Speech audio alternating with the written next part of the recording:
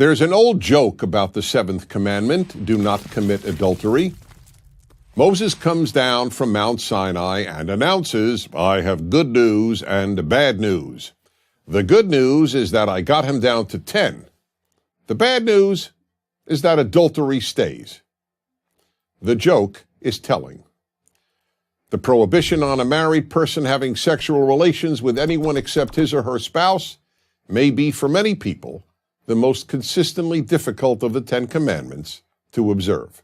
The reasons shouldn't be hard to guess. One is the enormous power of the sex drive. It can be very hard to keep in check for the entirety of one's marriage, especially when an attractive outsider makes him or herself sexually or romantically available. Another reason is the human desire to love and be loved. For normal people, there is no more powerful emotion than love. If one falls in love with someone while married, it takes great effort not to commit adultery with that person. And if we add in the unfortunate circumstance of a loveless marriage, adultery becomes even more difficult to resist. That's why the joke with which I began is funny, because it reflects truth. Why is adultery prohibited in the 10 Commandments? Because, like the other 9, it is indispensable to forming and maintaining higher civilization. Adultery threatens the very building block of the civilization that the 10 Commandments seeks to create. That building block is the family, a married father and mother and their children. Anything that threatens the family unit is prohibited in the Bible. Adultery is one example. Not honoring one's father and mother is another. And the prohibition on injecting any sexuality into the family unit, incest, is a third example. Why is the family so important? Because without it, social stability is impossible. Because without it, the passing on of society's values from generation to generation is impossible. Because commitment to a wife and children makes men more responsible and mature. Because more than anything else, family meets most women's deepest emotional and material needs. And nothing comes close to the family in giving children a secure and stable childhood. And why does adultery threaten the family? The most obvious reason is that sex with someone other than one spouse can all too easily lead to either or both spouses leaving the marriage. Adultery should not automatically lead to divorce, but it often does.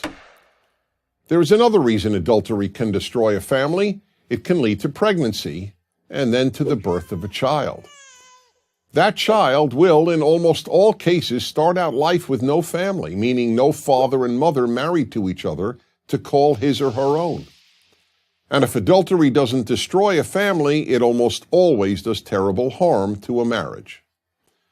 Aside from the sense of betrayal and loss of trust that it causes, it means that the adulterous partner lives a fraudulent life.